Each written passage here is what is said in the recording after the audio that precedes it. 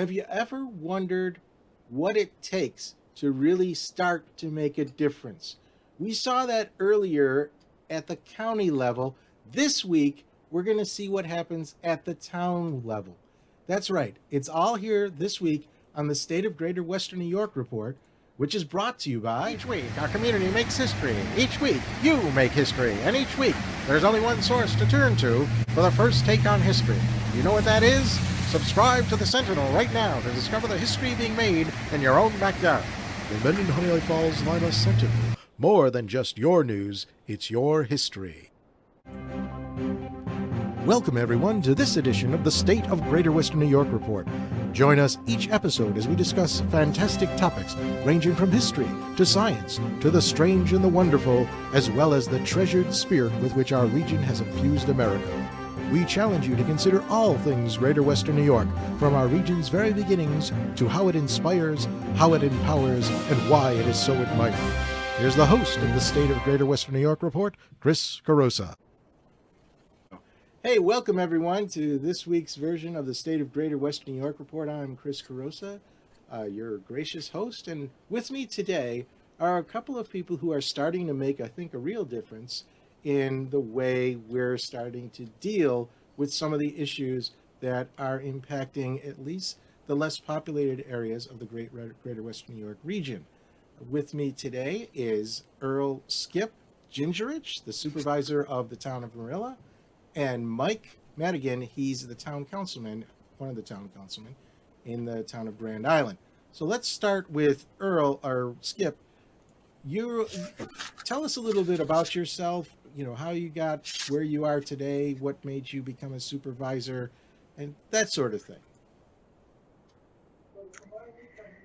Well, my family moved from Canada into the town of Alden in 1942. And then in 1944, they moved to the town of Marilla and started their own farm. And then in 1960, my father moved next door to that farm and started out on his own to farm, and started the farm still today, and expanded obviously to a much larger operation.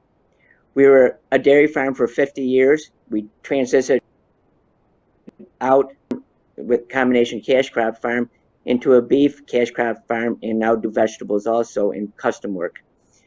So the farm's been there for 2 generations, 3 count my grandfathers, and we like to see it continue in rural Western New York community. I got involved in politics, most involved in the New York Farm Bureau, being a former president of the Erie County Farm Bureau and president of Erie County Cooperative Extension.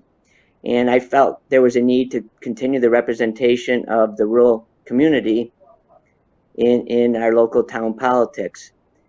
And I was councilman for 8 years, from 1996 to 2000, and then was out of for 10 years and found a need to come back and be supervisor where I could make a real difference, because what I was seeing wasn't to my liking, and I thought was what government wasn't to be. So that's how I got involved, and since I've been supervisor, I think, brought the town of Marilla into it should be, where it's for the people, not the system. And we certainly changed that mentality in our town. All right. Thank you, Skip. Mike, how about you? Where did you get your start? How'd you end up where you are now? So grew up in Rush, New York, and similar roots to Skip. From 11 years old on, right till after college, worked on one of the big farms over there, Sibleyville Farms, over right in Rush, New York. And in '87, moved to Grand Island, New York, where I work for a large biopharmaceutical company. Elected in 2016. Actually, I was pretty heavily involved in politics for a number of years before that. Actually ran for Congress back in 2012. I was a sacrificial lamb to Brian Higgins, regrettably. And in 2016, elected as councilman, really looking for good government, representing the people. And that's something I'm very passionate about, and spending taxpayers' money smartly. I was reelected in 2019 in a, very strongly, you can say, a landslide. Grand Island is a 50-50 Republican Democrat. I think very similar to Skip. I don't really get hung up on titles as far as parties. It's more just doing the next right thing, and I think that's been very popular with the residents on Grand Island. All right.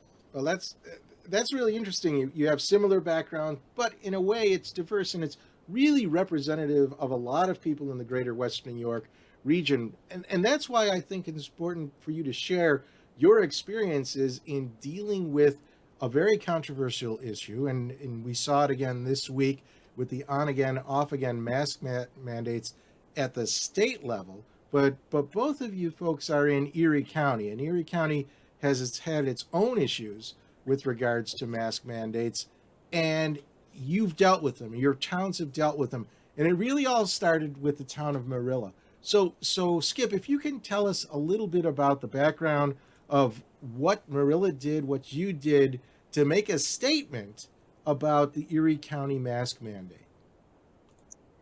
Well, it all started the Tuesday before Thanksgiving, which would have been the 23rd of November, when our county executive, which we guys were set up with a county legislature and a county executive, which is elected by the people with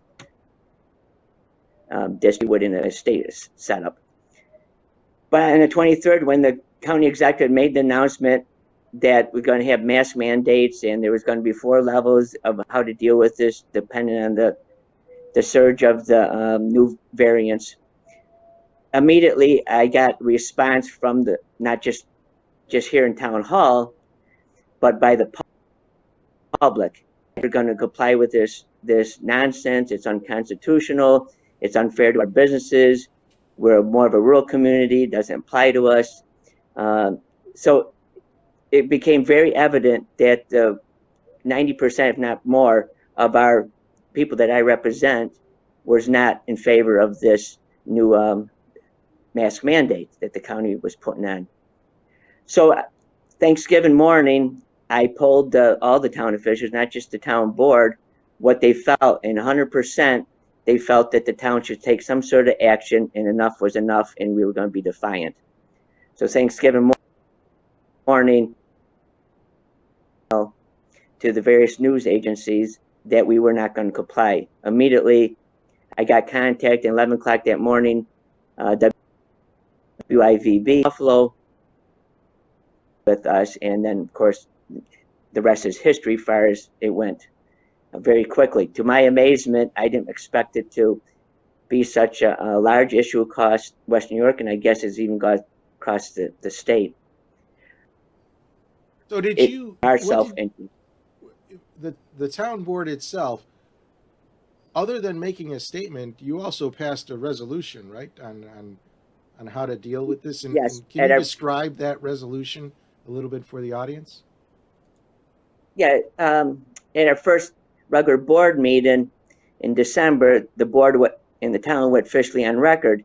And to sum it very simply, we stated that this was action that was not of, that we're going to be dealing with this as a pandemic. It's going to be with us, that we should have a plan to deal with these type of actions have not worked in the past, and it's been proven, and that we felt that this was unconstitutional based on the fact that it was not legislature, that they were hiding behind a state of emergency, which the county of Erie has been in for 2 years now.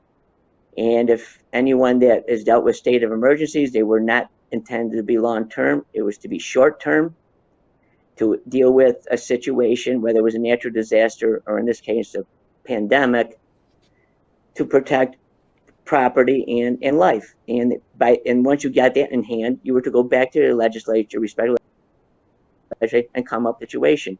And that did not happen. He took the firm stand, and I had sent off to the Erie County in a polite way, do not enter our town, to come and harass or intimidate any of our residents or our businesses to enforce these mandates, and that the town of Monroe will stand and fight and defend each and every one of those residents' rights to choose. And we left it up to our businesses and our residents and respected that decision. Some of our businesses required masks. Some residents chose not to pay on either side of the spectrum, but that's what we determined. It was their choice. And like you said, it made a splash in terms of media coverage, at least local media coverage, and that caught the attention of other towns. So, Mike, if you want to tell us how your town's position evolved on this, and maybe what kind of influence the town of Marilla had on the thinking within Grand Island. And I can't emphasize enough, Skip did lead the charge with this. We were fast followers. So just to kind of lay the groundwork, we were already getting calls when the rumbles were going out that our king, otherwise known as our county executive, who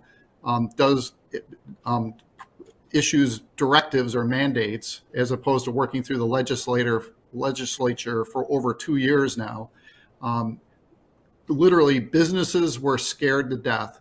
They were already on the ropes. They barely survived the last set of mandates and closures. And here our county executive was putting out a threat, basically, that if you're not following the mask mandates, we're going to go to level 2, level 3, level 4. Level 2 would be starting to put the lockdowns back in place for businesses. Level 3 and level 4 basically would be closing down and shutting down businesses. And, he does it and it says it in a way that's very disregarding and disrespectful for businesses, doesn't acknowledge the impacts that he's having.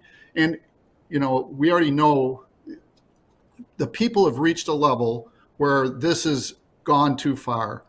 And when you look at the date where the Erie County mandate was put in place, and just to say, we passed a resolution, it was unanimous.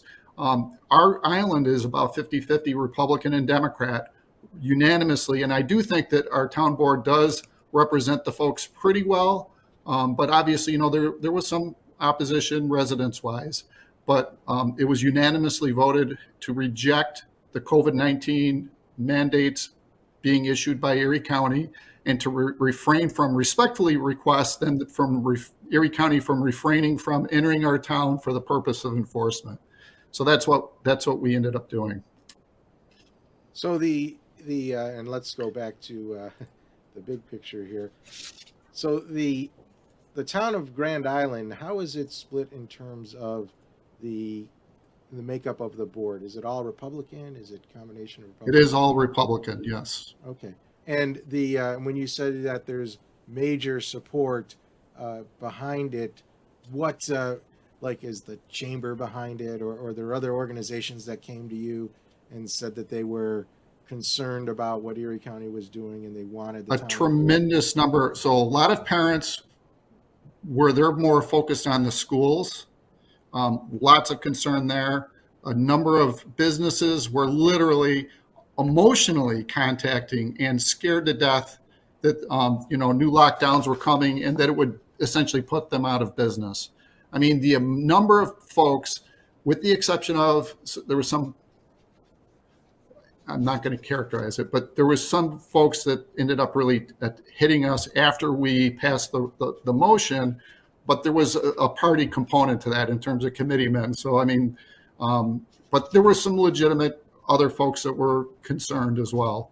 And just to emphasize, when it comes to myself, I don't get caught up in the party politics. In fact, I took a lot of heat for endorsing a Democrat for council in the last election. There was a number of reasons why I didn't support the current Republican councilman that was running. But I do not. I really set aside politics when it comes to town government, and I tried to do the next right thing. And the next right thing, when you look at the data doesn't show. Upon putting mask mandates in effect, if anything, on November 23rd, we put the mask mandate into effect in January, or on November 22nd, actually it was, and there is no correlation. We did a hockey stick. We went up. We did not go down. And if you look at Niagara County, which is on the graph that you're showing here, they went a whole nother month before New York State put their mandate in effect. And if anything, if you look at the data, Niagara County, a month after our mask mandate went into effect, look at December 27th, we actually outperformed Erie County.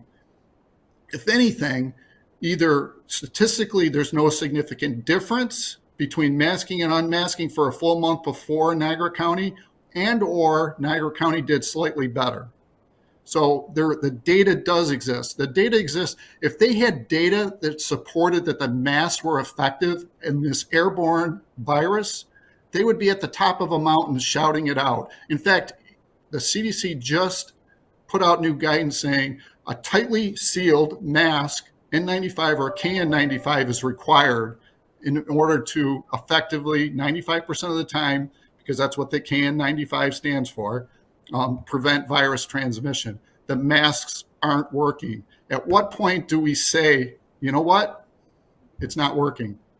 And we're way past that point. And I think the folks are way past that point. That's why they're saying enough, stop. And you're seeing the protests that are coming out of that. And we should mention that the data that we showed on that graph came from the county sources.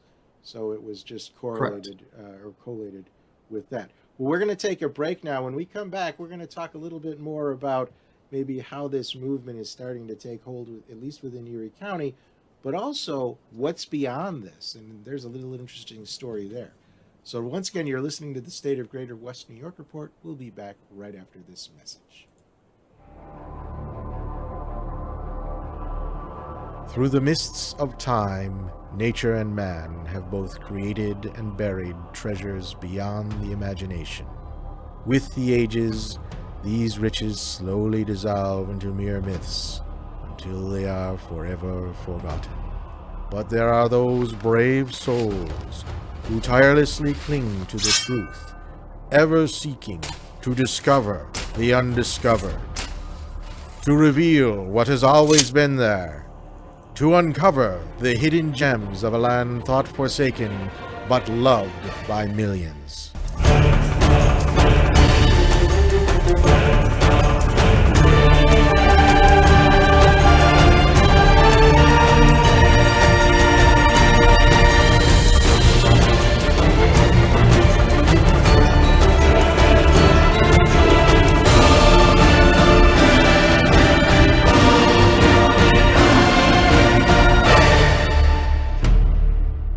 50 Hidden Gems of Greater Western New York. Discover the secrets in your own backyard. Buy your copy now at 50hiddengems.com. Welcome back. We're on the State of Greater West New York Report, and today we've got two special guests, Town of Marilla Supervisor Skip Gingerich, and Town Councilman from the Town of Grand Island, Mike Madigan. Skip and Mike, now tell us, how did this word spread, and are there other towns that are interested in what you're doing? And we got a question here that's sort of relevant to this, and that is your resolutions that you passed with regard to the mask mandate. Are they available online? Is there a template that maybe people can use and share with their town officials, regardless of what county they're in? Why don't we start with Skip on this, because he probably... I will make sure today it's put on our website, so you could go on the Town of Marilla's website and pull it off. I'll make sure it gets on today. We've been having some experience with our website. We should have it fixed and up and running by the end of the week. And you should have resolutions. We'll have them on soon. So but how about if other not, towns? And it is on our website. However, it'd be easier just to contact myself through, you can just go into the Town of Grand Island website and I can send it to you directly. Okay. So that's one way. So yep, you could just look it up on the internet. You'll get the contact information there. How about other towns? Yeah, what are the email it reactions? directly. Right. How have other towns reacted to this in terms of support or ideas about how they can move forward this sort of thing? Skip, how about you? But Saturday after Thanksgiving, West Seneca joined the cause, and then Grand Island, and then the village of Williamsville, which you've seen on the news with a little bit of controversy there.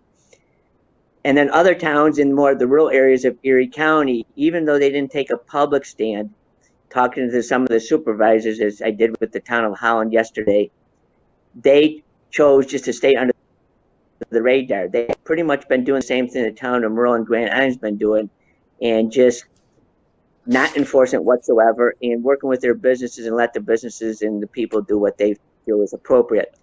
The other thing, by us, the towns that did go public, it emboldened businesses and residents to defy the mandate. So it's made of Erie's health department to force it.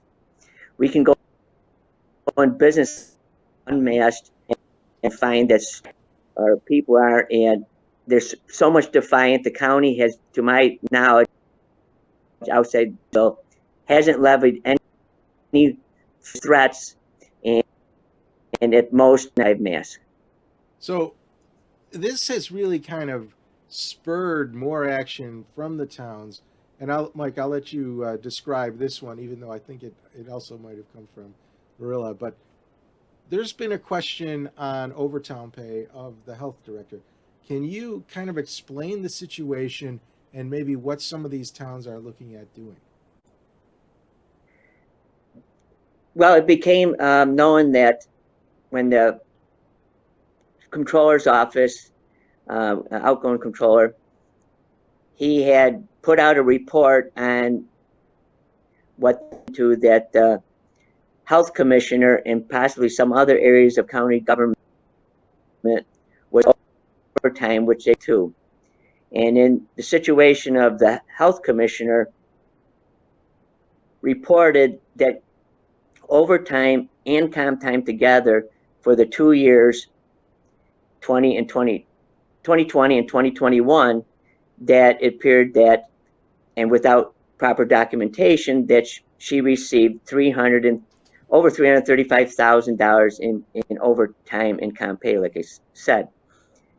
That caught the attention of the people in the town of Marilla. WKBW did an excellent reporting job about it. They researched across the state and the 62 counties and found that Erie County, one that had the health commission, receiving overtime, except for one down towards downstate, they received a little over $3,000, but then it wasn't technically a health commissioner. And again, it was only a little over $3,000.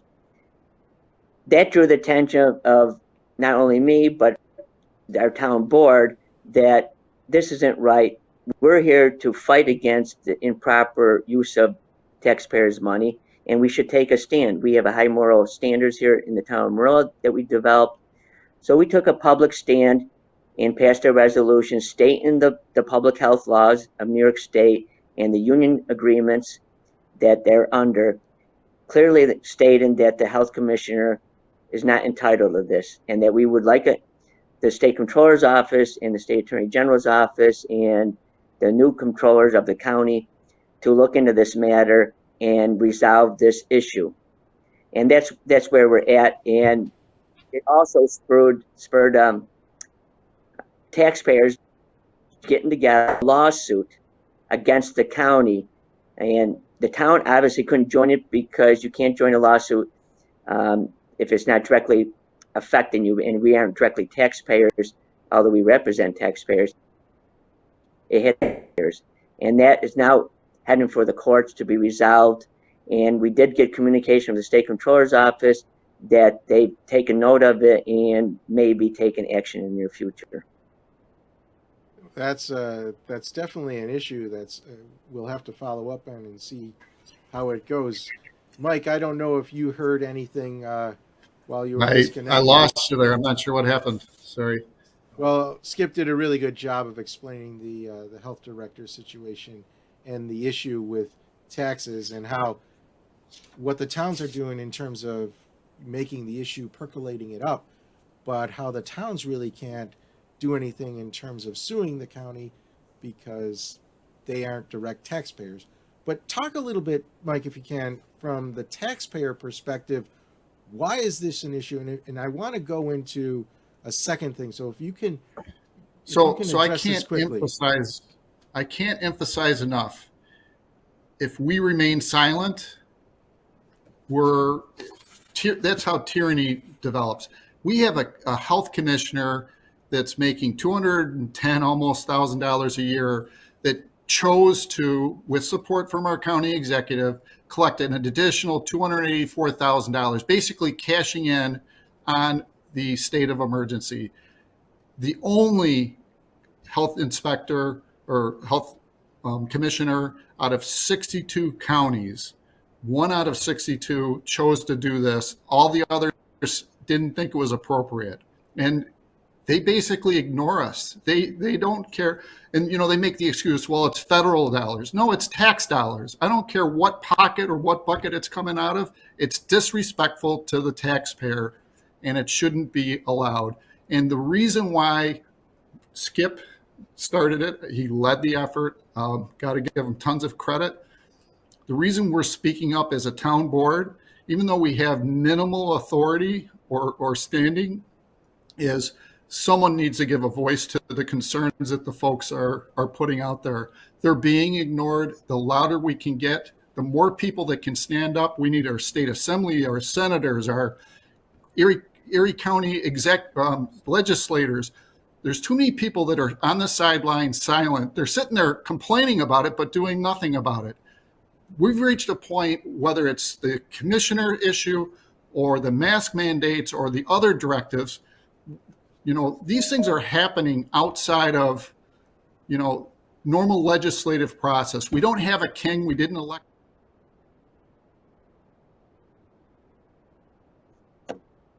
Should be representing us, and they're not being allowed to. Sorry, I probably went too long there. No, that's all right. It's reached a I hit the point wrong where button. peaceful civil disobedience to stop and shut this down. We've reached that point, and we really need the folks and everybody, including us, as town councilmen, as legislators, as et cetera, to start taking action to try and stop this, because otherwise it's going to continue. Well, we only have a couple minutes left, and Skip, I'm going to turn this one over to you. The towns are now, some of the towns, I think, again, Marilla in the lead here, are considering alternatives to this.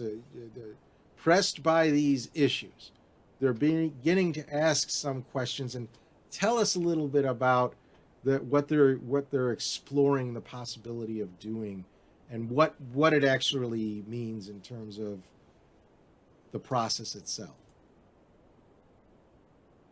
Well, the Town of Marilla, which I didn't state at the time when we given day against these mandates, that the people did not, have representation on it. We also made the statement at that time that we were considering the idea of leaving Erie County and joining Wyoming County.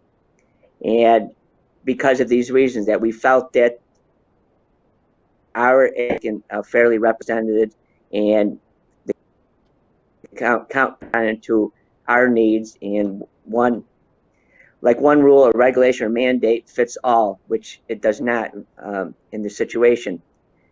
Well, that kind of was quiet for a while, but apparently it spurred some other towns to start thinking the same thing. So we are now, the town of Marilla is taking the lead and is in conversations with several towns to explore the idea and do a research on the feasibility of leaving Erie County and going to one of the neighboring counties that we border. At present time, there are 4 towns committed to doing this. There's a couple others that are in contact and conversation. It looks like that next week we'll have a meeting sometime with the attorney that is up on this and how it could proceed. And just basically to do the study, to look into it and talk about our grievance to the county of Erie, and that we feel that we may be happier in our neighboring counties that seem to be more responsive to the people that they. And to be clear, when he says do this, he means do an assessment to determine the pros and cons to decide whether we should consider moving forwards. Right, just an exploratory study at this point. exploratory Skip, study. can you reveal who the other towns are, or are they not public at this point? At this time, we're going to probably make a public statement next week, but obviously, the two people are guests on that business. So, but it's neighboring towns. You can take and look at the map of Erie County and guess it's obviously the bordering towns. We do have a feeling once we go public that other towns, I know there's people that would like to join us because it was on social media when we went public in Thanksgiving time about can we join Marilla if we go to Wyoming County. And but these are things that we're going to discuss. I think So we got an exclusive here, Chris. Got an yeah, exclusive. All I right, well, think we'll it's high make use of that. We'll put it in next time week's to do paper. the How about study. that? This is actually a pretty amazing, and let us know, Skip, when you make your public statement, and we'll try to include it in the paper. Our deadline, by the way, is Tuesdays. So, when do you think you're going to make it? Oh, actually, our deadline, our print, It's looking like goes out on print on Tuesday, so our deadline's Monday. Got it. yeah. Well, apologies, won't be by, but Okay. most likely we will sometime around Wednesday. All right. Well, we'll But try we're to just figure getting all out the how to do towns that. on board. All right. Well, Yeah, guys, we might leak you something.